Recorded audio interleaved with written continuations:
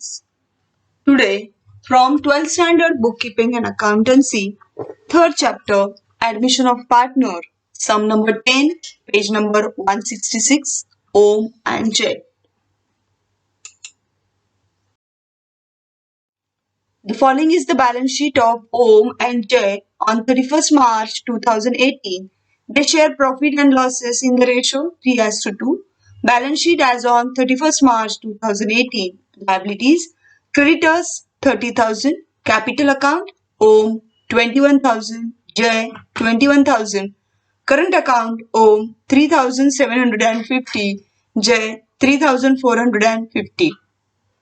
Asset side: cash 3,000, building 15,000, furniture 900, machinery 21,000, stock 12,300, debtors 27,000, total 79,200.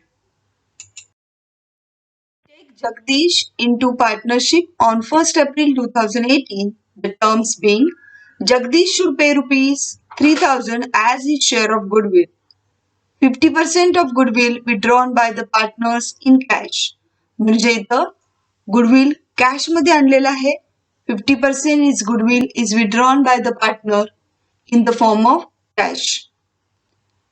Second, he should bring rupees 9,000 as capital for 1/4 share in future profit. Underline 9,000 and the capital means what? Jagdish bought a capital of rupees 9,000.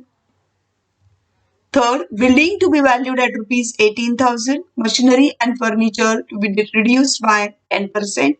Do the marking for building, machinery, furniture. Then fourth one, a provision of 5% on debtors to be made for doubtful debts. Do the marking for debtors. Fifth one, stock is to be taken at the value of 15,000. Do the marking to the stock also. Prepare profit and loss account, partner's current account, balance sheet of the new firm.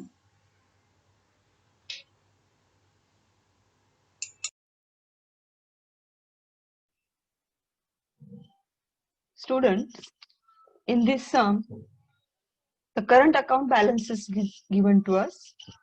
So we have to prepare the partner's current account. Each and every effect should be given to the current account. ह्या सम मध्ये आपल्याला current अकाउंटचे balances दिलेले आहे. अशा वेळेस सगळे effect आपल्याला करंट अकाउंटला द्यावे लागतात. आता 1 बाय 1 आपण पोस्टिंग करूया. ओल्ड बॅलन्स शीटचा नवीन बॅलन्स शीटला ट्रान्सफर करूया.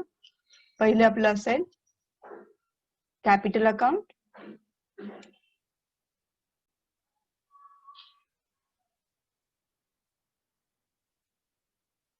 तिन्ही पार्टनरची नावं येणार आहे ओम, जय, जगदीश.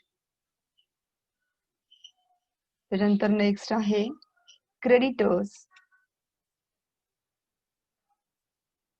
क्रेडिटर्सच्या अगोदर पण आपल्याला करंट अकाउंट साठी जागा सोडायची आहे. करंट अकाउंट मध्ये फक्त ओम आणि जय हे दोघच जण असतील. त्याच्यानंतर आपण क्रेडिटर्स लिहिणार आहोत. क्रेडिटर्सला ऍडजस्टमेंट नाही, त्याच्यामुळे क्रेडिटर्स हा आउटरला जाईल 30,000. त्यानंतर नेक्स्ट आहे इथं बॅलन्स शीट मध्ये कॅपिटल अकाउंट. कॅपिटलचं जे आहे ते कॅपिटल बॅलन्सेस आपण कॅपिटल अकाउंटला ट्रान्सफर करणार आहोत. ओम आणि जयचे बॅलन्सेस आहे 21,000, 21,000.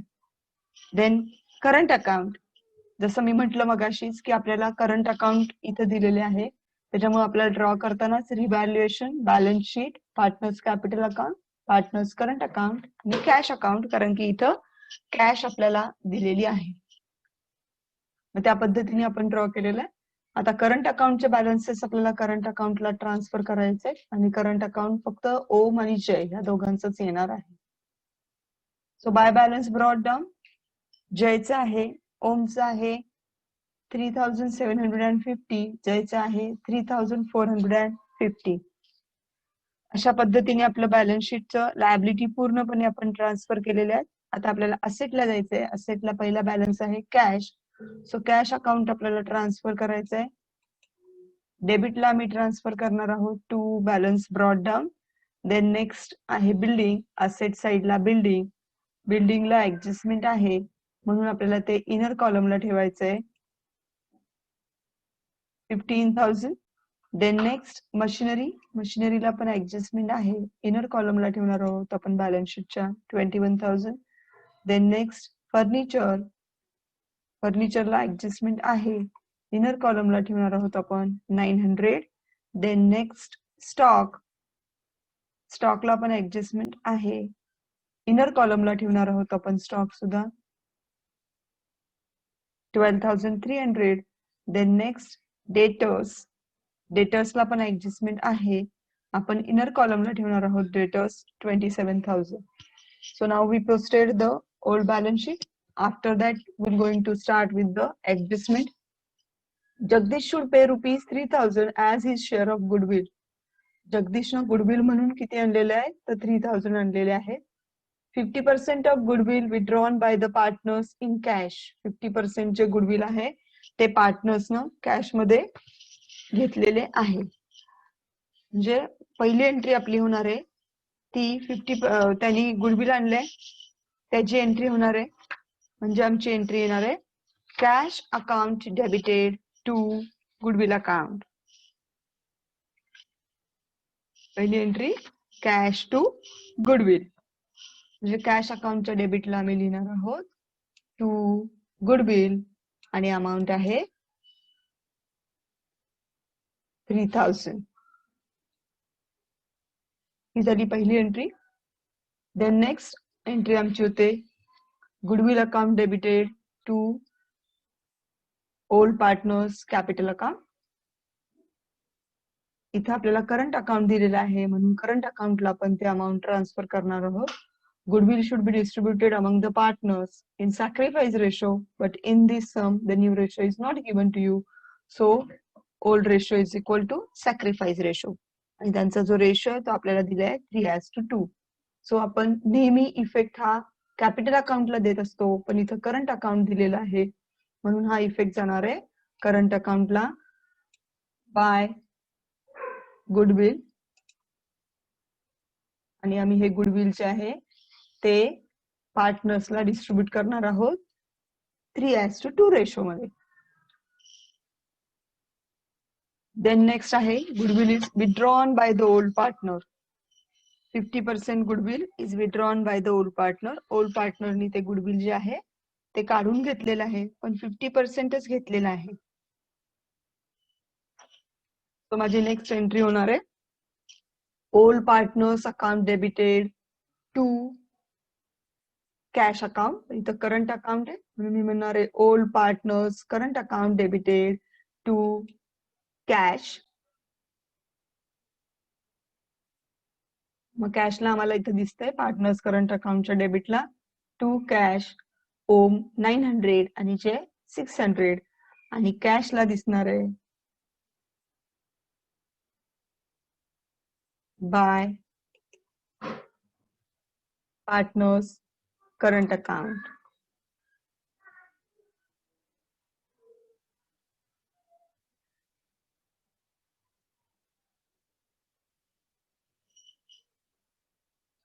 बाय ओम करंट अकाउंट आणि by Jay current account.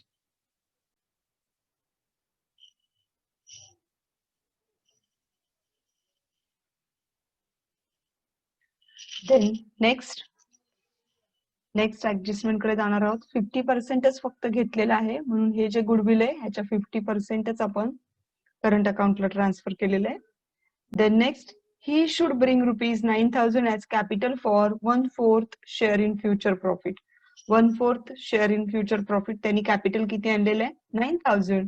So माझी एंट्री येणार आहे cash account debited to Jagdish capital.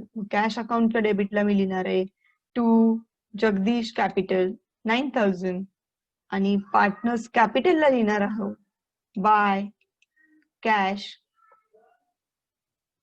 आणि जगदीशच्या इथं अमाऊंट लिहिणार आहोत 9,000. अशा पद्धतीने आम्ही हे सम केलेलं आहे.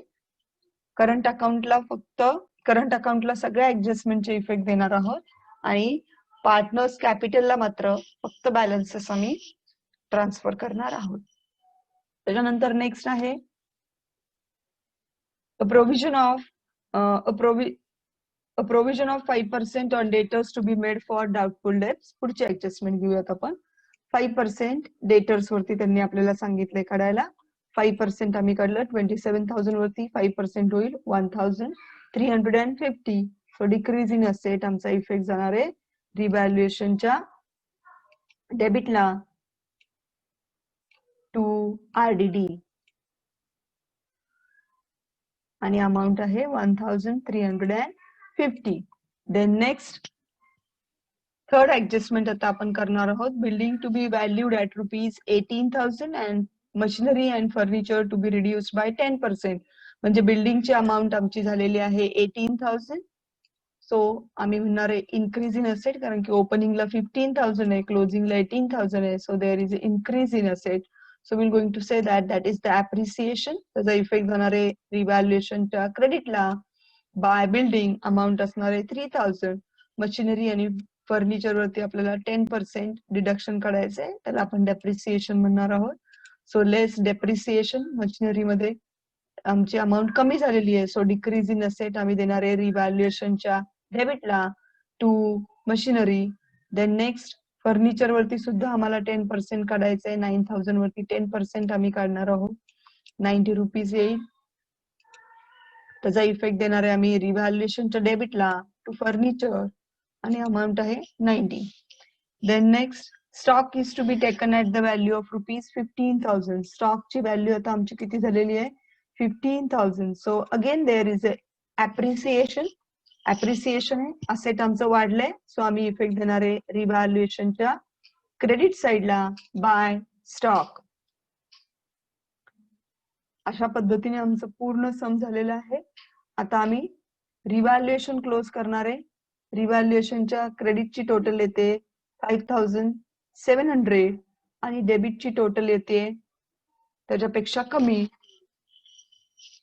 तो ती येणार आहे 2,100 प्लस 90 प्लस 1,350. अमाऊंट आमची येते 3,540. म्हणजे आमचा बॅलन्स जो असणार आहे तो कुठे येणार आहे तर डेबिटला बॅलन्स येणार आहे. तिथे आम्ही लिहिणार आहोत to revaluation profit transfer to partners current account. हे जे आहे पार्टनर्सचे आम्ही कुठे पाठवणार आहोत तर करंट अकाउंटला पाठवणार आहोत अमाऊंट त्याची.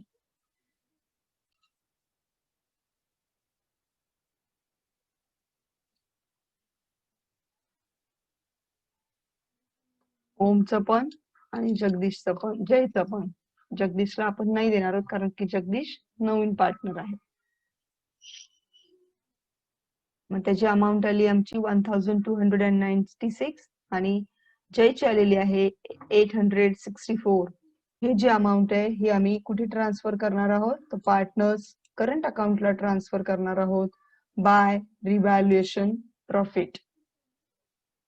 त्याच्यानंतर आम्ही partners current account capital account पहिले क्लोज करून घेणार आहोत आणि त्याचे जे बॅलन्सेस आहेत ते आपल्याला बॅलन्स शीटला ट्रान्सफर करायचे आहेत.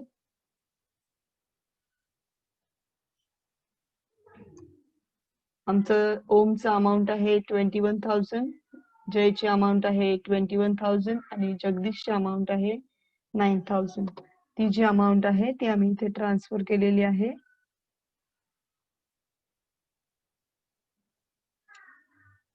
ओम जय जगदीशची तिघांची अमाऊंट आम्ही ट्रान्सफर केली आहे. त्याच्यानंतर आम्ही आता पार्टनर्स करंट अकाउंट ओपन करणार आहोत, क्लोज करणार आहोत. पार्टनर्स करंट अकाउंटच्या क्रेडिटची टोटल केली असता ओम आणि जगदीशची टोटल आम्ही केली. इथे आम्हाला दिसते ओमची टोटल आहे 6,846 आणि जयची आहे 5,514. आता इकडे डेबिटची जर टोटल केली आमची ओमची तर ती आहे 900. ती अमाऊंट आम्ही लेस करणार आहोत 900 आणि जो काय बॅलन्स असणार आहे तो आमचा करंट अकाउंटचा बॅलन्स असणार आहे टू बॅलन्स कॅरीड डाऊन. ओमची अमाऊंट आहे 5,946 आणि जयची येते 4,940. ही अमाऊंट आम्ही पार्टनर्स करंट अकाउंटची जी अमाऊंट आहे ती आम्ही बॅलन्स शीटला ट्रान्सफर करणार आहोत आणि टोटल आउटरला घेणार आहोत त्याची. त्याच्यानंतर नेक्स्ट आम्हाला कॅश अकाउंट क्लोज करायचंय. कॅश अकाउंटच्या डेबिटची आणि क्रेडिटची टोटल करणार आहोत आम्ही, आणि जो काही बॅलन्स असेल तो बॅलन्स आम्हाला बॅलन्स शीटला ट्रान्सफर करायचा आहे. डेबिटची टोटल येते 15,000, क्रेडिटची टोटल येते 1,500. 15,000 मधून 1,500 लेस केले असता आमच्या अमाऊंट येते 13,500. तो बॅलन्स आम्हाला इकडे पार्टनर्स बॅलन्स शीटला लिहिणार आहोत आम्ही कॅश. अशा पद्धतीने आमचं सगळं सम झालेलं आहे. आता आम्ही असेट्स आणि लायबिलिटीची टोटल घेणार आहोत. ही टोटल येते 91,860. इथे आपल्याला करंट अकाउंट दिलं होतं. जेव्हा करंट अकाउंट दिलेलं असेल त्यावेळेस सगळे इफेक्ट हे आपल्याला करंट अकाउंटला द्यायचे असतात. त्यानुसार आम्ही सगळे इफेक्ट हे करंट अकाउंटला दिलेले आहेत. त्या सिच्युएशन मध्ये आम्ही कॅपिटल अकाउंटला कुठलेही इफेक्ट देणार नाही. अशा पद्धतीनं हे आपण सम आजचं सोडवलेलं आहे.